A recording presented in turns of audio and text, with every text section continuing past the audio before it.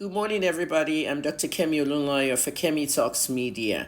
It's Thursday, the 8th of May, 2025. Let's talk about this new hashtag I launched. It's called OrderYourGist. OrderYourGist is going to be about Nigerian history. There's a way the media wants you to see things, okay, across the world. We are the media. I am not just media, but I'm also a public relations specialist. PR and media are facing each other. And being both of them, I'm the best person to actually give you this Nigerian history. What you need to know is that sometimes the media has something called propaganda. And propaganda is like when we inflate stories and add salt to what was not even there. Like if you are buying fish in the market, okay, you can buy fresh fish and you can buy dried fish. The dried fish has salt inside because they used it to smoke it. Okay, so if you wash that fish at home and you have to pour a ton of salt to cook it, which one would you put more salt into? The fresh fish or the dried fish? Of course, the fresh fish. You don't want to oversalt things.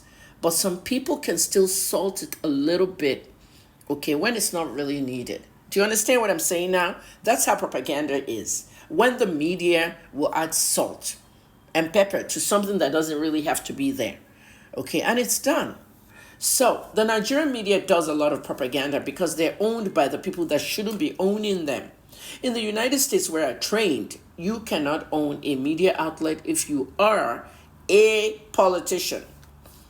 Politicians and businessmen are the ones that run the media, especially in the UK. If you know how the UK works, investigative journalists in the UK are frustrated. And that's why you have newspapers like Daily Mail who do fundraisers. Okay, they do fundraisers. They tell you to donate £10. There's a reason, and they always put down there on their fundraiser, "We are not funded by businessmen or politicians," because those guys can distort the news.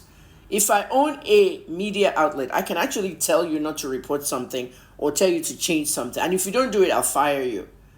That's what happened when the president of the country, President Tinubu, he wasn't president then, but the elections in 2019, a bullion van entered his house with money and nobody reported it. So I called Channels News and I talked to some of the reporters over there.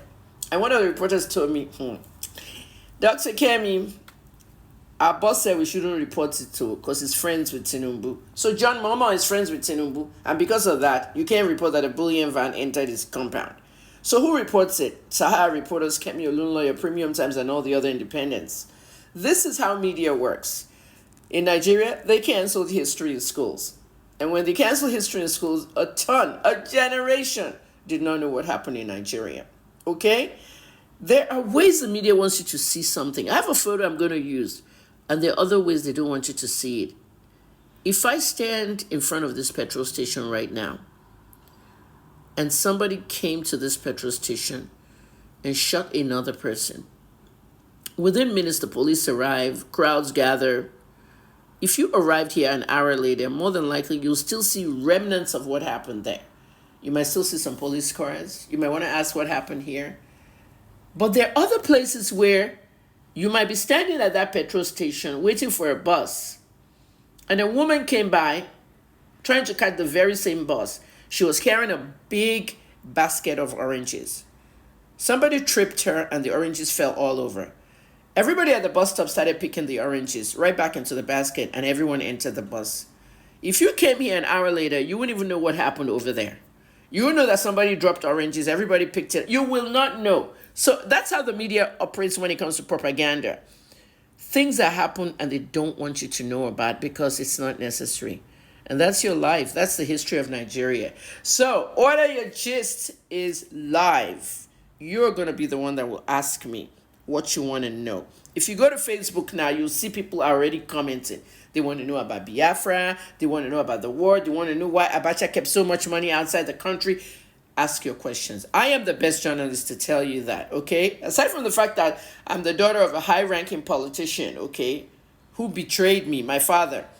My father also shared a lot of secrets of Nigeria with me. And because he's dead now, I'm going to tell you most of them. Even when he was alive, I told you a lot of them. But I didn't tell you who told me. I didn't tell you the source. Because in journalism, you protect the source. People just wonder how I know these things, but nobody even thinks about her father being a high-ranking politician. At the end of the day, I'm going to share you some of the deepest secrets of Nigeria. Who killed Abiola? Who killed Abacha? So many things you're not going to even believe. Now, I'm ready for your, what's that stuff? You're a mad woman, you're mentally this. That doesn't work anymore. My father's dead. He's the one that started that nonsense. He's the one that paid journalists at Premium Times and Nigerian TV to portray me as mentally insane and all that stuff. I'm not. I'm very intelligent. So if you love your life, listen. Okay, the other section is, oh, I'm going to call my lawyer. Yeah, try to get your lawyer to sue me because I'm going to expose some really dirty stuff in Nigeria. Within politicians, celebrities, everything that has happened that you don't know. It is called suppressed news, underreported news, fake news, and distorted news. There's 4 kinds there. I had a school, 2222 Media Institute. I did a 3-year project. It's closed now. You can go to Twitter at 2222 Media School on Twitter, 2222 Media School on X, and you can read all the tweets. I'm going to incorporate some of them in this whole series. So this series is called Order Your Gist.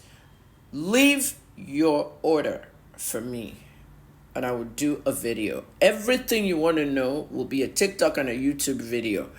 Okay, so for your sanity, and if you're really that hungry for Nigerian history, I suggest you go follow my TikTok and my YouTube pages at Dr. Kemi Olunloyo. Both pages at Dr. Kemi Olunloyo. Because once I upload these videos, you're the first to see them. And then I can move them to Facebook, Twitter, and every other place, you know. It's very expensive for me. I'm using data, okay, to be moving all these videos. I'm posting on 7 platforms, okay? And I'm very tired sometimes. I don't use admins or anything. So if you can help me out with my medicals, I'm trying to like really raise money to start this blog, okay?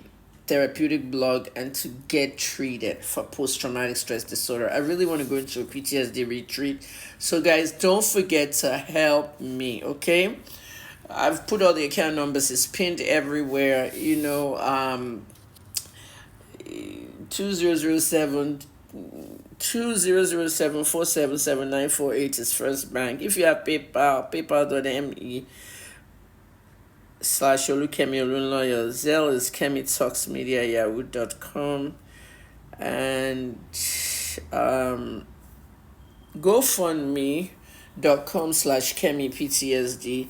And of course, my Wema account. Please, if you can help me, I just need to get better.